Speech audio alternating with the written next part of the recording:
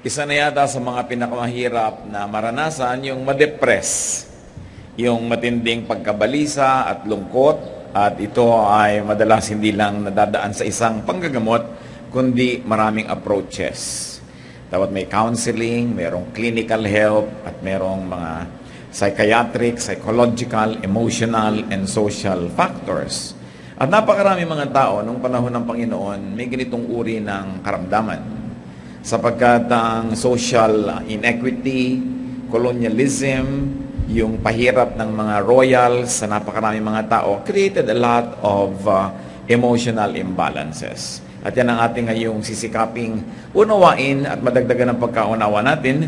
Ang pag-aaral natin ngayon, pinamagatan, Chemistry of a Depression, one particular depression. Dear God, thank you that you're God over depression. And we pray that even now you will, through your words, that your words will comfort us and direct us and give us enlightenment. Teach us, Father. We seek you, Lord, that you will be our teacher, our speaker. Kayo ang maging tunay na mangangaral at gamitin nyo ang lingkod nyo na tungtungan ng inyong paa, instrumento ng inyong pagpapagaling sa aming lahat. At nawa, Panginoon, magandang kalooban mo magganap sa amin. Heal us, empower us, teach us, in the name of your Son, Jesus, who is Lord over depression, we pray. Atin ngayong susuriin yung depression ni King Saul, si Haring Saul. I will be reading sa Tagalog at sa Ingles. Una sa ang bagong magandang balita, Biblia, 1 Samuel 16:14 to 23, yung buod ng kwento. Samantala, ang espiritu ni Yahweh umalis na kay Saul, at sa pahintulot ni Yahweh, isang masamang espiritu naman ang nagpahirap kay Saul. Sinabi sa kanya ng kanyang mga lingkod, pinahihirapan kayo ng isang masamang espiritu galing sa Diyos. Kung gusto po ninyo, ihahanap namin kayo ng isang taong mahusay tumugtog ng alpa. Kapag pinahihirapan kayo ng masamang espiritu, patugtugin nyo siya upang maaliw kayo. Sinabi ni Saul, sige, ihanap ninyo ako.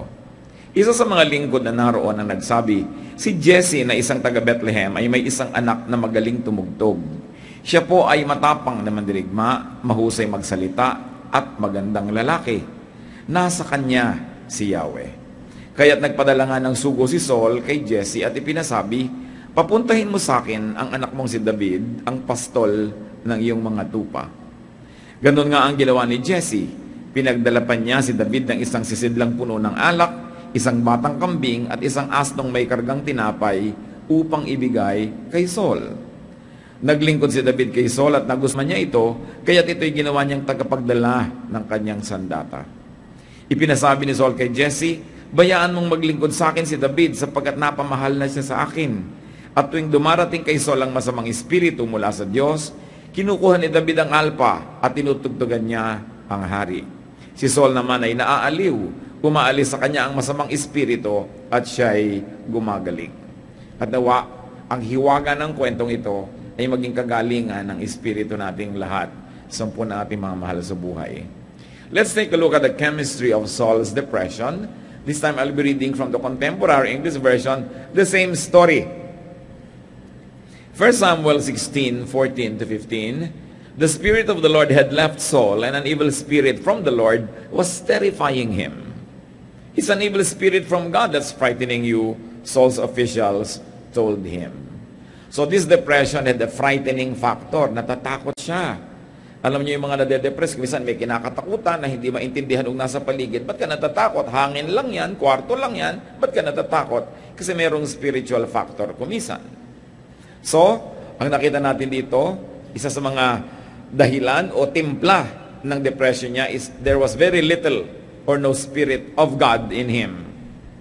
Umalis na ang pabor ng Diyos sa kanya. And there was much of an evil spirit from God. Diyos ang pumapayag na itong masamang espiritu ito guluhin itong si Saul. Siyempre, wala namang nangyayari sa mundo na hindi pinapayagan ng Diyos dahil Diyos ay Diyos. Pero hindi ibig sabihin na yun ang perfect will niya para sa tao, pero pinapayagan niya dahil kadalasan, yun ang hinihingi nung lifestyle nung tao.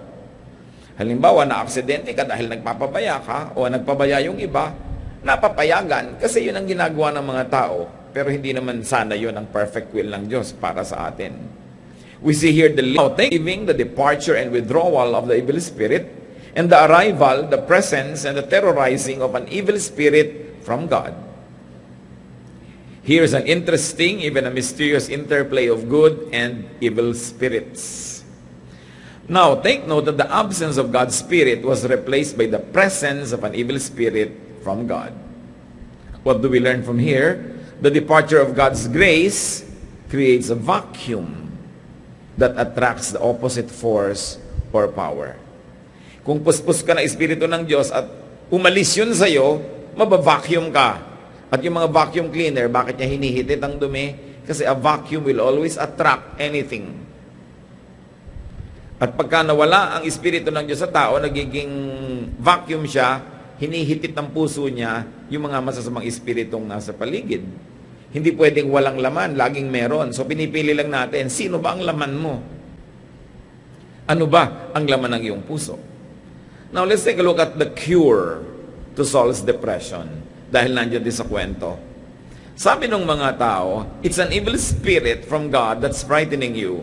At alam natin gumaling siya. So correct diagnosis cures the depression. Tama ang hatol, tama ang pag-aaral ng mga tao sa paligid kung anong pinagmumulan ng kanyang sobrang takot, pagkaligalig, pagkabalisa. Sabi niya, may masamang espiritong gumugulo sa iyo. 1 Samuel 16:16, Your Majesty, let us go and look for someone who is good at playing the harp. He can play for you whenever the evil spirit from God bothers you and you'll feel better.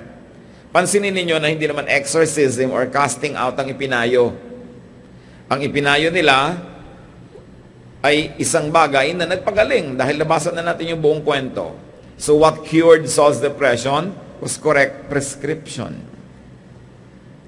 Doktor ka man, kung hindi ka marunong magpayo ng igagamot, baka lumala lalo ang pasyente.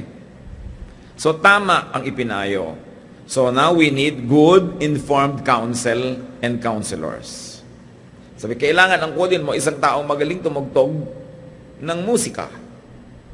1 Samuel 16:17, All right, Saul answered, find me someone who is good at playing the harp and bring him here. The cure was Saul's submission to correct counsel. Kung may matinong nagpayo, maganda ang payo, ang pagsunod doon ang magiging daan para gumaling ang isang karamdaman.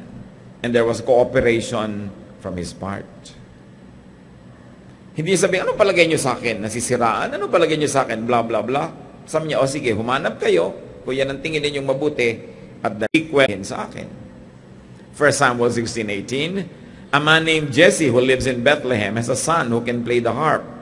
One official said, he's a brave warrior, he's good-looking, he can speak well, and the Lord is with him. So what brought healing? A fitting therapist. Tugma, akma, bagay na therapist o dadaanan ng kagalingan patungo sa pasyente. At ano kanyang mga katangian? He was skilled at playing the harp. Siguro kung pangit siyang tumugtog, sinto-sintonado, baka lalong mabalisa ang pasyente. He was brave. Hindi lang matapang pumunta sa gyera, kundi matapang humarap sa isang taong depressed, matapang naharapin ang dilim at lalim ng gabi, kahit kumisan may mga pangambaka at takot, buo ang loob. Yung mga taong buo ang loob, malaking blessing sa mga taong nasisiraan ng loob. Kaya ikaw ay matapang o pinipilit mo maging matapang ka for the sake of somebody na nanghihina ang loob, ministry yun sa iba. Yun namang nagduduwag-duwag at lalong nagpapakaduwag-duwag na nga, ikaw yung may ministeran, ikaw ang tutulungan tuloy. Kaya pumipili ka, ako ba yung magiging problema dito? Ako ba yung sosolve ng problema? And he was good looking. Siyempre naman, nakakagaling naman yung pagtiningnan mo, nade-depress ka, naaalala mong may Diyos. No?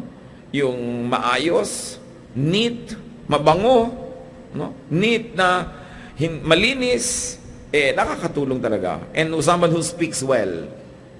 Meron naman, kukuhanan ka lang ng blood pressure. Ang taas! Ninervyos ka na lalo. Alam niyo, pagkuha ng blood pressure, ministry yan. Pag nakita mo ang taas, sasabihin ng pasyente, mataas-taas ng kaunti, mag-relax kayo at bababayan. Hindi, nakakita na kayo ng gano'ng mukuha ng blood pressure? assurance. Diba? Dahil sa kanya, kaya namatay yung pasyente. You speak well. Ibig sabihin, magaling ka magbitaw ng salita, nakakapagpahupa ka ng kalooban, yung galit, nawawala yung galit, yung natatakot, nagkakaroon ng assurance. Ganun na magalang magsalita. Ministry ang pagsasalita. Nagsasalita pa lang tayo, may gumagaling na o may lumalala. Kumisan man, pupuntahan yung pasyente, ang payat mo, para ka ng bungo.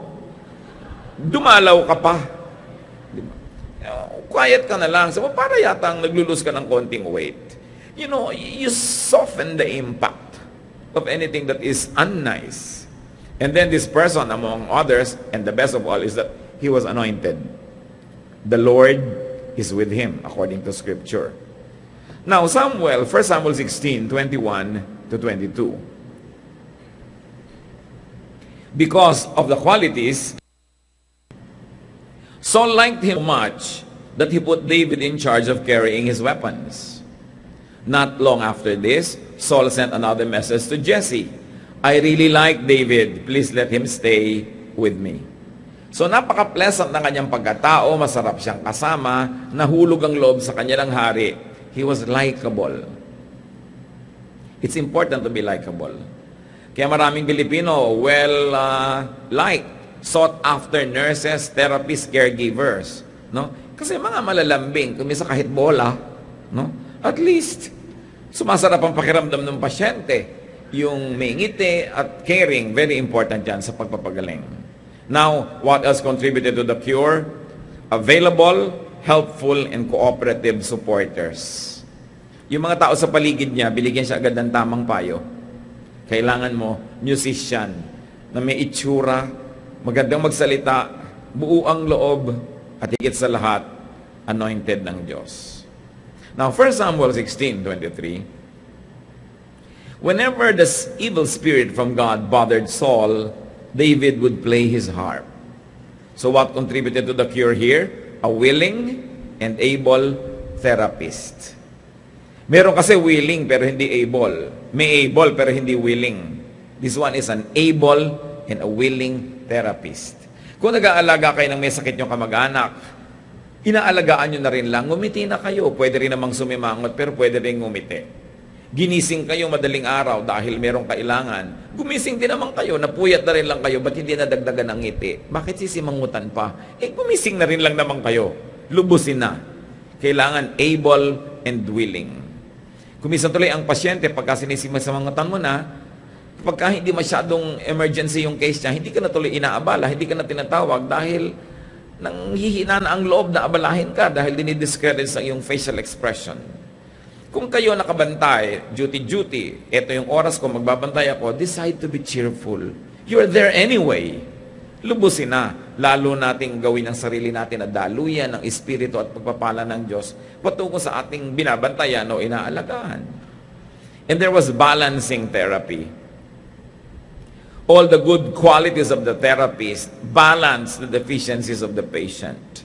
Plus, good music. Ang totoo, yung musika, ang pinaka-main ingredient ng therapy na ito. Therapy through the arts. Kaya sa ospital, maganda sana, nakikita mo mga magagandang tanawin, mga bulaklak, mga naglalaro, mga masasaya. Kumisa naman sa ospital, yung pag nakapakong Kristo, makikita mo sa harap mo. No? Although ipinapaalala sa iyo na oo, namatay siya para sa iyo, pero kamatayan pa rin yung kaharap mo kahit pa nga 3 araw lang yun na naganap sa kanya. Kaka-depressed.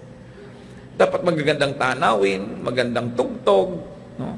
Hindi yung iyakan sa tabi, may namamatay pala sa tabi mo. Nakaka-stress yun.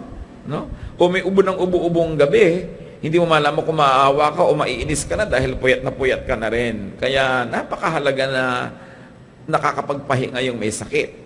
Napaka-importante na kung kinakaya natin, mag-ipon-ipon ka naman para pag napa-hospital ka, medyo tahimik yung kakalagyan mo.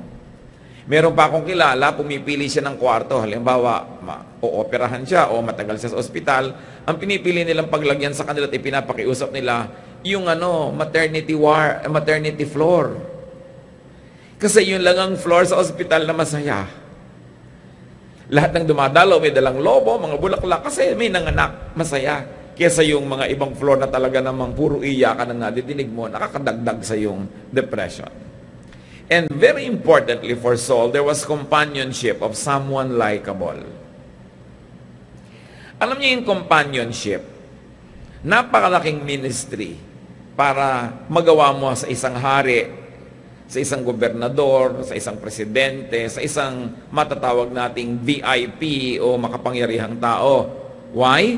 Because the court, the royal court, the seat of power is a snake pit. Ang daming nakapaligid sa makapangyarihang tao na mga traidor. Ang daming nakapaligid na mga oportunista. Ang daming nakapaligid na ng bobola lang. Kumukuha lang sila ng gusto nila. So yung people at the top, those who are isolated, need good, relaxing company. Kung ikaw ay taong makapangyarihan, sa yes mo o sa no, nabubuo na sisira ang mga pangarap. Sa yes mo o sa no, nagkakapera yun, nawawalan yun ng pera, napopromote yun, nadedemote yun. Halos wala ka ng pagtiwalaan at hindi ka na makarelax kasi halos lahat ng taong lumalapit sa'yo, merong gustong makuha. At isa marahil yun sa nagdagdag sa depression ni Saul. Hindi naman siya sanay maging hari, hindi naman siya coming from the nobility. Karaniwang tao lang, napiling maging hari. Tapos biglang nawala yung mga malalapit niyang mga kaibigan, nalagay siya sa royal court, naligid siya ng mga general, naligid siya ng mga ministro, na may kanyang mga agenda sa buhay, na-isolate ang mga taong makapangyarihan. Kaya kung ikaw ay kabilang sa mga mangilan-ngilan na at ease siya sa'yo, ministry yun. At yun ang nangyari, nahulog ang loob nitong si Saul kay David, at ease na siya. Kaya sabi niya sa tatay, huwag mo na munang tatawagin pabalik, ha, dito na muna siya, napamahal na sa akin. At yung ministry pa lang ng presence doon ni David, tumutulong na para gumaling si Saul. Kasi nakakapagtiwala siya. To the point na yung si David na pinagdadala niya ng kanyang mga sandata. Yung may weapon mo na hawak ng iba, tapos katabi ka na pwedeng gamitin laban sa'yo, pagtitiwala yun. Yun lang ikaw ay napagkakatiwalaan, kahit wala ka pang ibang ginagawa, nagmi-minister ka na, kasi nakaka-relax yung may nasa sandalan na pagkakatiwalaan. He was not a threatening companion. Hindi katulad ng iba, nandun lang, tapos pag may nadinig, ipapamalita sa iba. O kaya, nandun lang para may hingin. O nandun lang para magsumbong o manira sa iba. Kaya yung mga taong matataas ang mga katungkulan sa buhay, mga ano yan paranoid. Pag may nadidinig, halos ayaw maniwala. Ano kaya ang gusto niya? Bakit siya lumalapit sa akin? Ba't siya nagre-regalo? Anong pabor ang hihingin niya na kapalit nito? Ba't niya hinihingi ang cellphone ko? Baka ipamigay niya sa lahat, as lahat tatawag na sa akin. This kind of things. Iba siyempre yung psychology of those people who are at the top. And unless you get to the top, you will never understand it. Ngayon, si David, naunawa niya yun, nakapag-minister siya.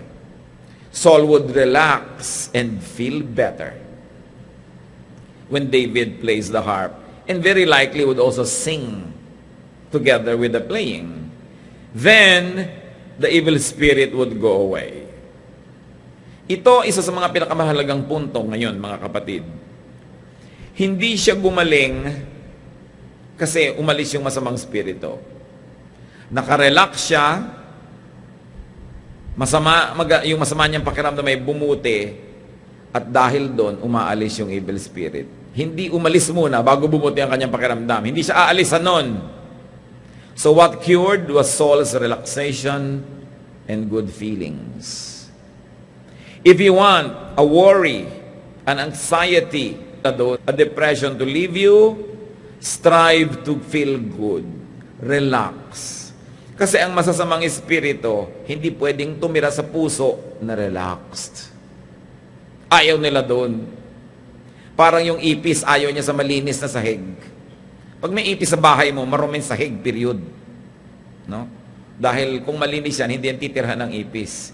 Ngayon, ang masamang espiritu, ayaw niyang tumira sa malinis, payapa, tahimik, relaxed. Ang gusto niya yung naguguluhan ka, mainit ang ulo mo, nalilito ka, nagmamadali ka, gusto kang tirhan. Yung lagi ka na lamang nagalit, lagi ka nagsiselos, lagi ka na lamang na nakaangel, gustong-gusto kang tirhan. So, ang naging ministry was to make Saul feel relaxed. And once he was relaxed, the evil spirit left. Huwag yung umalis ka dyan, masamang espiritu, umalis ka dyan. Hindi, mag-relax, alis yun. The evil spirit from the Lord departs when and after Saul relaxes and feels better, not before. Isang malaking ministry na pagrelaxin mo ang kapwa.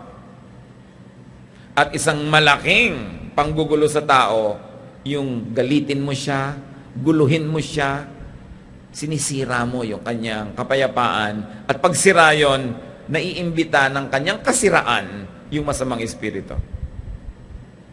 Kaya nag-iingat ka. Kailangan mo ba sabihin ng isang bagay, makakagalit lang naman, wala rin naman mangyayari? Huwag na, hayaan mo na lang siyang tahimik. Kailangan po ba siyang takutin ngayon? Ang saya-saya ng party, ang saya-saya niya, bihibihira magsaya. Nabalitaan mong merong nasunog na bahay ang kamag-anak niyo dun sa Matnog. Sa kalagitaan ng party, sasabihin mo pa, nasunog ang bahay niya sa Isabel. Sunog na, sunog na, tapok. Dapat mo pa sinabi sa akin, hindi na lang mo pinatapos tong party na to. Ngayon lang ako sumaya, pinutol mo pa agad. Ngayon, kung ako yung bumbero, ako papatay ng apoy, sige sabihin mo kahit gitna ng party. Pero wala na akong magagawa. Why spoil my fun? Marami kasi mga tao hindi marunong magdala ng access. May access ka to someone's ears. Anong ginagawa mo? Do you agitate the person?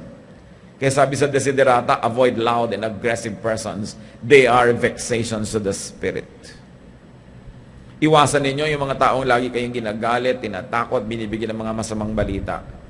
Lalo't wala naman kayong magagawa para solvein yung masamang balita na yon. Better not to know. Or better not to know at this time. Why can it not wait? So what are the possible causes of Saul's depression? And this time, i-apply natin sa buhay natin o sa mga mahal natin sa buhay na pwedeng nade-depress. Paul had humble beginnings, as we had already mentioned. Wala namang hari dati sa Israel. Yung mga Israelites lang were asking for a king.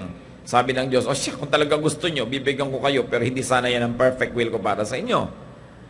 At nung may nagpunta kay Saul, dahil nominee na siya na maging hari, sabi niya sa 1 Samuel 9:21, "Why are you telling me this?" Saul asked, "I'm from Benjamin, the smallest tribe in Israel. My clan is the least important in the tribe." Galing na siya sa pinakamaliit na tribe at yung pamilya niya, galing pa sa mga pinakawalang sinabi doon sa tribe na yon. So, niyo ba't mo sinasabi sa akin ang mga bagay na yan? Hindi ako pwede maging hari. Simpleng tao lang ako. Yun ang pinanggalingan niya, tapos bigla siya naging hari. Anong possible na maging resulta nun? Disorientation. A sudden change of position or orientation. Kaya yung mga dating hindi sikat, naging star, hindi makaya, nagda-drugs. Hindi nila makaya, nadidisorient. Iling mo, yung mga dating wala, biglang yumaman, nabubuang. Hindi nila kaya. Yung biglang naiiba ang sitwasyon mo sa buhay, kahit pa sabihin mong yumaman ka, naging makapangyarihan ka, sumigat ka, hindi laging mabuti ang bunga. Kaya nga kung minsan, yun ang hinihiling mo, hindi binibigay sa'yo ng Diyos, bakit ka magpapasalamat pa rin? Kasi alam niya, hindi mo kaya. Masisira ka lang pag nakuha mo. Parang 10 watts ka na bumbilya, 1 million volts, ang papadaanin mo sa'yo, di mo pupundi ka lang, wag na. At yan, isa sa mga nangyari sa kanya yan. It's possible that it was a sense of disorientation. Ano pa ang mga nagdagdag sa buong buhay niya, kaya he lived a life of depression? 1 Samuel 18:6-8. David had killed Goliath. The battle was over and the Israelite army set out for home. Si Saul ang hari, si Goliath, sina-challenge silang lahat, walang lumaban. Si David lang na binatilyo ang lumaban at napatay niya si Goliath. As the army went along, women came out of each Israelite town to welcome King Saul. They were singing happy songs and dancing to the music of tambourine and harps. They sang, "Saul has killed 1,000 enemies. David has killed 10,000 enemies." This song made Saul very angry. And he thought, they are saying that David has killed 10 times more enemies than I ever did. Next, they will want to make him king. So another possibility why he became depressed was a jealousy and envy. Nagselos na siya kay David, nainggit pa siya sa mga accomplishment. Ito naman kasing mga babaeng ito, ang dami-daming makakanta. Di ba? Sila pinagmulan ng gulo na to eh. Saul, the king, has killed his 1,000. David has killed his tens of thousands. Hindi ka nga ba may insecure nun? Maraming ganyan mga kapatid, ha? Di ka man nainggit sa kapatid mo, may bahay na, ikaw wala pa. Yung mga ganyan mga pinsan. No? Sa office, oy, na-promote na naman si ano, napag-iwanan ka na. Una ka pa dito dyan. Yung mga ganon, mga agents from hell. Dadating sa'yo, guguluhin ka, magiging uneasy ka, unhappy, jealous, and envious. Sabi mo sa akin, masamang espiritu, lumayo ka sa akin. Pag kami nang gaganyan sa inyo, dahil yun ang masamang espiritu. Nagsusulsol, nagpapainggit sa inyo. No? So, jealousy and envy can destroy a personality. 1 Samuel 18, 1-4, from the New International Version, this particular verses, si Jonathan, anak ni Haring Saul, crown prince, dapat siya ang magmamana ng trono, naging matalik na kaibigan pa ni David na pinagseselosan ng anong ama niyang hari. 1 Samuel 18, 1-4, Jonathan became one in spirit with David, and he loved him as himself. And Jonathan made a covenant with David because he loved him as himself. Jonathan took off his robe he was wearing and gave it to David, along with his tunic and even his sword, his bow, and his belt. Heto si Haring Saul, may anak siya si Jonathan, dapat yun ang magmamana ng kaharian. Heto si David, naiinggit na nga si Haring Saul, ibinigay pa nitong anak na Jonathan yung lahat ng symbols of royal office. Ibig sabihin, willing na willing si Jonathan na si David ang maging next king, hindi siya. Ibinigay niya yung mga espada niya, mga balabal niya na sagisag ng kanyang pagiging crown prince. Anong mararamdaman mo ngayon na itong sarili mong anak hindi mo kakampi at kakampi pa nitong taong sa palagay mo ay aagaw ng trono mo? So what contributed to the depression? Isolation and separation from people who mattered, especially family. Marami po mga tao ngayon na de-depress kasi kahit may pamilya, ang feeling nila isolated sila and separated kasi hindi sila paborito, hindi sila mahal, hindi sila binabate, hindi sila nireregaluhan. Nadadagdagan yun over time hanggang mapuno yung puso ng laso ng feeling of isolation and separation. Kaya tayo may pananagutan din not to make people, especially those we have an obligation to be close to and to love, kasi pamilya natin, we should not make them feel isolated. They could be depressed. Ito namang pamilya ni David. Siyempre, isa pang anak na babae, napangasawa pa ni David. Itinago pa ngayon itong babaeng ito sa tatay niya, yung kanyang asawa, nung hinahabol at gustong saktan, parang wala nang kakampitong si Saul. So biglang tingin, para siyang kontrabida, pero ang totoo, biktima siya dito. 1 Samuel 20, 30-31, Saul was furious with Jonathan and yelled, "You're no son of mine, you traitor. I know you've chosen to be loyal to that son of Jesse. You should be ashamed of yourself. And your own mother should be ashamed that you were ever born. You'll never be safe and your kingdom will be in danger as long as that son of Jesse is alive. Turn him over to me now. He deserves to die." Alam yung ginawa ni Jonathan, ibinisto yung tatay niya, gusto kang patayin ng tatay ko, so magtago ka na. What would the father feel? Abandonment anxiety. Everybody was leaving him. Kumisan meron tayong ganung feeling eh. Yun lang asawa mo mag-a-abroad, meron ka abandonment anxiety. Lalo, hindi ka sure kung ikaw pa talaga yung mahal. O kaya yung anak mo, mag-aasawa, ang feeling mo, iiwang ka. O kaya napamahal na sa iyo ang isang kaibigan, mag-a-abroad pa. Lalo tayo ngayon, 10 million OFWs.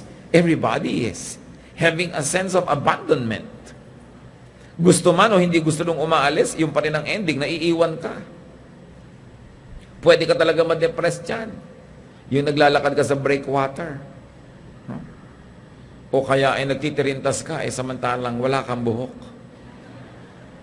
Nakatingin ka lagi sa mga lumulubog na araw.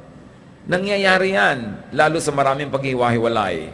What could cause depression? In Saul's case and in ours, constant negative emotions. Kaya pag negative ang emotion nyo, mga kapatid, change the equation. Halimbawa, di ba? 3 plus 1 equals 4. Right? Ayaw nyo ng 4. Bakit 3 plus 1 ang 3 plus 1 kayo? Di magiging 4 din yun. Gawin yung 3 plus 2, 5 plus 7, para huwag maging 4. Ngayon, kung may ginagawa kayo, lagi ang nagiging ending, nalulungkot kayo. Titingnan nyo yung mga picture, nalulungkot kayo. No? Mag-iisip kayo, malulungkot kayo.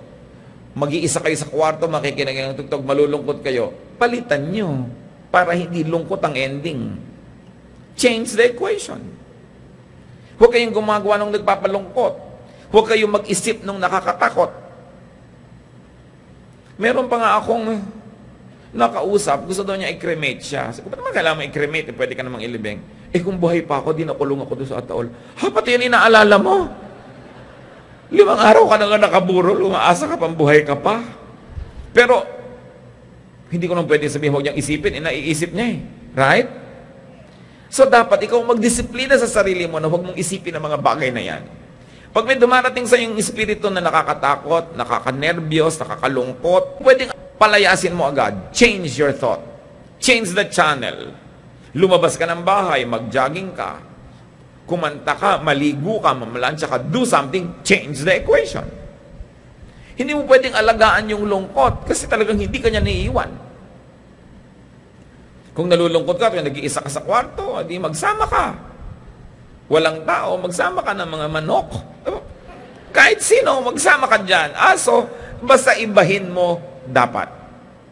Huwag kang papayag, kapatid, na yung negative emotion mo nakatira sa'yo. Palayasin mo yan. Kasi sisirain ka niya. But the cause of depression, especially in Saul, was the departure of God's Spirit and favor. Which is probably not what we experience naman. No? Yun ang mga nauna. Genesis 6, 5 and 3. The Lord saw how bad the people on earth were and how everything that they thought and planned was evil. Then the Lord said, I won't let my life-giving breath remain in anyone forever. So may pagsasawa din ang Diyos. So hindi ko papayagan na itong espiritu ko nasa tao forever, mamamatay siya. Hindi siya pwedeng mabuhay forever, tas ganyan siya. So ganun din yun, pag laging hirap na hirap yung espiritu ng Diyos na nasa iyo, kasi nakakainis yung mga feeling mo, nakakatakot, nakakalungkot, ang ugali mo, ganito, aalisan ka nung anointing ng Diyos. Hindi niya titiisin yun. Ayoko na. At gano'n ang nangyari kay Saul, nilayasan siya ng espiritu, at ang lumipat, yung nag-aabang. Sabi niya, umalis lang dito ang espiritu ng Diyos, ako lilipat dito eh. Nilipatan nga. Tuwing inaalisan siya nung anointing presence. Hindi naman permanent eh, may mga moment lang na nawawala yon. Parang tayo din, yung lungkot na, parang kumisan hangin na dumadapo lang naman. Yung mga panandali ang mga sobrang depression. Bakit naman kung lungkot-lungkot mo sa gabi, ba't pag umaga na, biglang wala na, iba na uli. No? Sandali lang. Kaya ang mahalaga, pag dumadating ang depression, mga kapatid, lungkot, takot, just survive it. Dahil may bukas at may bukas, pero mamaya at mamaya, maiiba at maiiba yan. Pag naiba na yung lakad ng planeta, yung posisyon niyan, naiba na yung oras, naiba na yung liwanag, maiiba yan. Ang mahalaga, huwag kang sumabit at huwag kang madamage sa oras na yon. Survive it. Change the equation. Think happy thoughts. Perspire, exercise, do something para mawala yung isip mo sa iniisip mo. Lesson dyan mga kapatid, para hindi tayo alisan nung presensya ng Diyos na yon, we should make our heart and mind a suitable temple or sanctuary for God's Spirit. Di ba nililinis mo ang bahay pag may bisita? Nililinis mo ang ospital pag may pasyente? Linisin mo ang isip mo para yung Diyos doon magtira. Kasi ayaw niyang tirhan yung marumi. Alam nga, gustuhan niya yon. Could you or someone close to you be depressed? Could you or someone close to you be a candidate for depression? Ang dapat gawin, check your chemistry. Like we check the chemistry of Saul. Is there little or no Spirit of God? You know what you should do. Is there much of an evil spirit from God? You know what you should do. Be filled with God's Spirit. Ephesians 5:18, don't destroy yourself by getting drunk, but let the Spirit fill your life. Punuin mo ang puso mo, ang isip mo ng Espiritu ng Diyos, salita ng Diyos, mga awiting maka-Diyos, mga isiping malinis, mga hangaring maganda, lalayasan ka ng depression. Do not leave space for evil. Ephesians 4:27, don't give the devil a chance. Listen, brothers and sisters. Tuwing galit ka, nagsiselos, naiinggit, stressed, tense, you are giving the devil the chance. Kaya malapit ako magalit. Teka muna, magre-relax ako. Hindi ako magagalit. Kasi pag nagalit ako, sasamantalahin ng dyablo. Kakapit. Kasi may nakakapitan. Alam niyo yung laro na agawan ng buko, na niliguan ng langis? Diba? Ang hirap kasi wala ka makapitan. Ganun ang taong payapa, tahimik, malinis ang kalooban, hindi mahawakan ng dyablo. Walang mahawakan eh. Pero ito ikay may galit, may inis, may sumpong, may kung ano, may mga lumalabas na mga parang hawakan dyan. Hawak na hawak ka, controlled na controlled ka. Kaya sabi, don't give the devil a foothold. Control yourself. Huwag kang magpapansin. Isaiah, avoid disorientation. Kung sumisikat ka, yumayaman, stay grounded. Para hindi ka malito. Avoid jealousy and envy. Appreciate what God gives you. Appreciate what God gives to others. Avoid isolation and separation from people and family, which means we should be pleasant so people don't leave you. And very importantly for us who are not depressed, give companionship. Huwag niyong babaliwalain ng depression ng iba. Nalulungkot ako eh. Ba't ka naman nalulungkot? Ang saya-saya nga. Nalulungkot siya. Irespeto mo yung feeling niya. Hindi mo pwedeng baliwalain yon. Ba't ka natatakot sa ipis? Ipis lang yan. Tapos tatapakan mo pa yung ipis, dudurug-durugin mo pa sa harap niya. Takot siya. Ikaw hindi. Pasalamat, hindi ka takot. He will never diminish or minimize the fears of others just because it is not your fear. Every feeling is valid even if it is not your feeling. Ang iba, ba't ka na in love dyan? Ang pangit-pangit. Sa in love siya, nagagandahan siya. Valid yung feeling niya kasi yun ang feeling niya. Huwag mong i-assign sa kanya ang feeling mo. Dadagdag ka lang sa depression niya. So, avoid negative emotions. Dapat disiplina eh. Negative emotion. Pagka merong maingay, hindi mo makontrol, sabi mo salamat na lang. Nakakadinig pa ang tenga ko, di ako bingi. Maghanap ka ng maipasalamat para tumahimik ka. Avoid the departure of God's Spirit and favor. And whenever you can, kung hindi hinihingi sa inyo ng tungkulin, avoid the royal court. Huwag niyo laging hangarin, maging sikat, maging mayaman, maging makapangyarihan. Because these positions, if you are not strong inside, can destroy you. Strive to relax and feel good. Be happy. And be happy. So the evil spirit could not come or stay. So the evil spirit would go away. Sabi ng Desiderata, strive to be happy. Pagsikapan mo, ipaglaban mong maging masaya. Kasi pag masaya ka, syempre hindi ka madedepress. Hindi ka madaling hawakan ng dyablo. Yung nalulungkot ang mas madaling i-manipulate. Kaya mga kapatid, let's be kind. May nagsasaya, hayaan natin. Hindi yung kumusintunado lang ang pagkanta niya ng My Way, babarilin mo na. Hayaan mo na. Diba? Kaya nga siya kumakanta doon at hindi sa recording studio. Kasi ganoon lang siya kumanta. Pag may nagsasaya, pwede niyong pagbigyan nyo na. Hindi niyo naman alam kung napakaraming lungkot na pinagdanasan niya at ngayon lang sumaya eh. Iinisin mo pa. Discipline your mind to think of what makes you feel good. Parang yung kanta ni Julie Andrews sa pelikulang The Sound of Music, yung My Favorite Things. Sabi niya, when the bee stings, when the dog bites, when I'm feeling sad, sabi niya, I simply remember my favorite things and then I won't feel so bad. So isipin niyo yung mga ganun. Philippians 4:8, keep your minds on whatever is true, pure, right, holy, friendly, and proper. Don't ever stop thinking about what is truly worthwhile and worthy of praise. When you think of your husband, think of what is worthy of praise, not is what is worthy of criticism.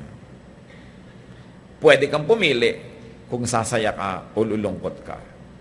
Ecclesiastes 8:15, so I think we should get as much out of life as we possibly can.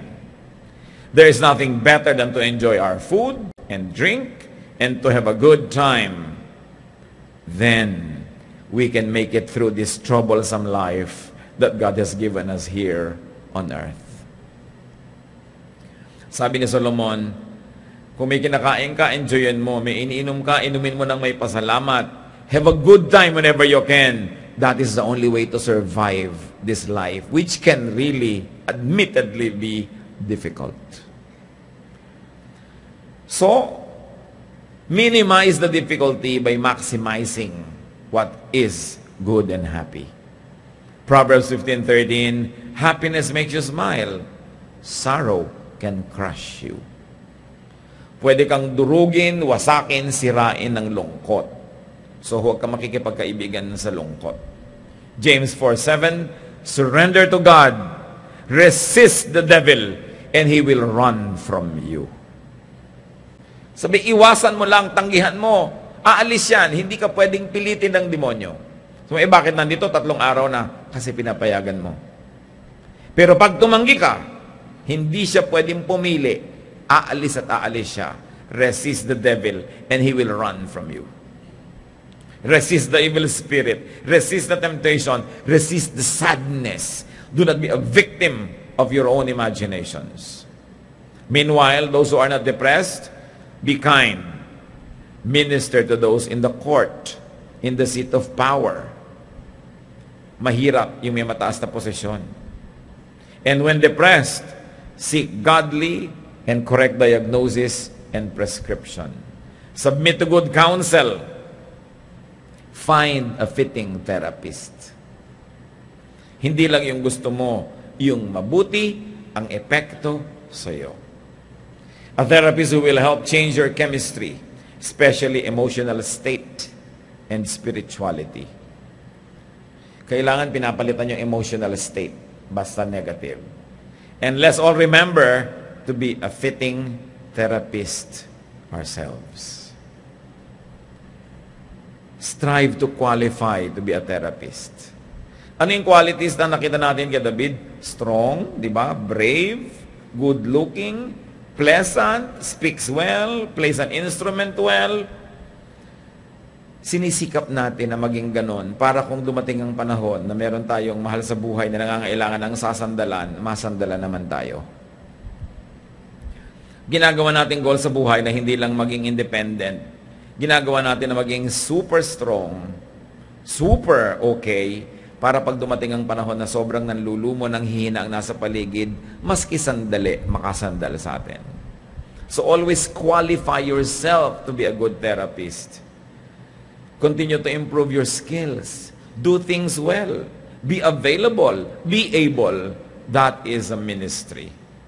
Napakahalaga yung handa ka sa ganon. And above all, get and stay anointed. For other people's sake. Pagka-anointed ka, nakakapag-minister ka sa mga tao, pero pagka winaldas mo yung anointing na yun at nawala, di ba nalugi yung mga tao? Kaya isang kabayanihan to stay anointed, not only for yourself, but because you are useful to others. Dahil napapakinabangan ka. Teacher ka, magpupuyat ka, tapos walang quality yung teaching mo bukas. No, be qualified to teach well, sleep early, strive to be healthy, para ang teaching mo maganda because it affects people.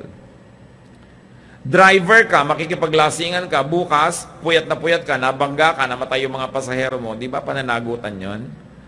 Meron tayong pananagutan sa isa't isa. Kung ano man ang tungkulin mo sa buhay, gawin mong mabuti para yung pinaglilingkuran mo, magandang service ang makuha nila. Hindi yung pinupuyat mo sarili mo, pinapagod mo, ang babatuloy ng quality ng yung service. Pinaghahandaan mo ang oras na yung pagtatrabaho, kaya nagpapahinga ka sa tama. Hindi yung aantok-antok ka. Pag nagkamali ka, maraming nadadamay. Be available, be helpful, and be cooperative to the needy. Now, as we have already appreciated, good, relaxing, and enjoyable company balances and heals. Be a good, enjoyable, and healing companion. Lalo yung mga may asawa, ganito ba kayo sa inyong kabiyak? Are you a good, enjoyable, and healing companion? Mga mister, baka naman nagsashopping. yung misis nyo, wala kayong ginawa kundi madaliin. So, hindi kayo enjoyable kasama nun. Mabuti sana kung minamadali nyo, eto na lang 100,000, mamili ka ng lahat ng gusto mo dyan, umuwi na tayo. Ang liit-liit ng pera, naghahanap ng mura, minamadali mo.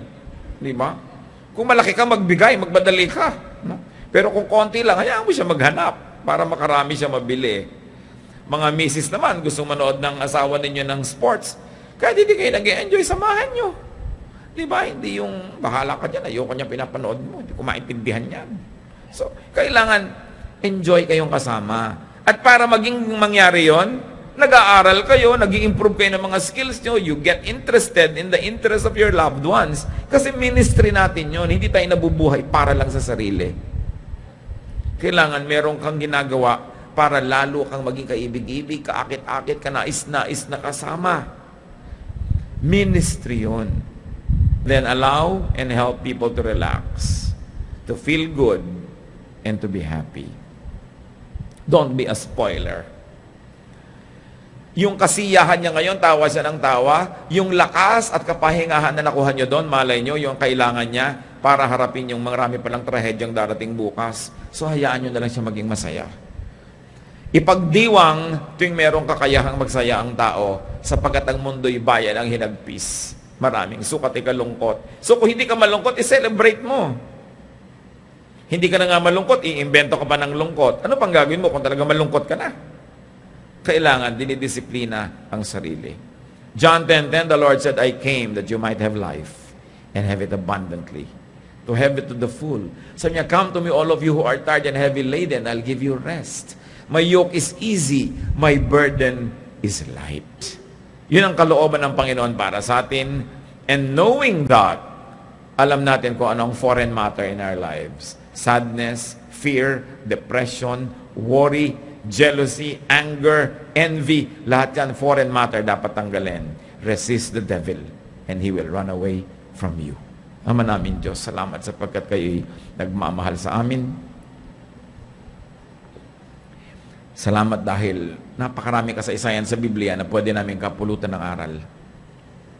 Kung sino man sa aming kalagitnaan ngayon ang may depression, inip, lungkot, pag-aalala, pagkabalisa, in the name of Jesus, we reject all this and teach all of us, O Lord, to do what is practical so that by our lifestyle and attitude, we will drive away evil spirits from our lives. Turuan mo rin kami, Lord, na maging sensitive so we can minister to others who are depressed. And when there's reason to be happy, allow us, Lord. Teach us, give us the wisdom to celebrate. And to celebrate with others. Father, lead us, heal us, and make us instruments of healing. Magbulay-bulay tayo sa mandali, namnamin ang kabutihan ng Diyos, at hanapan ng personal application ang mga katuroang ito.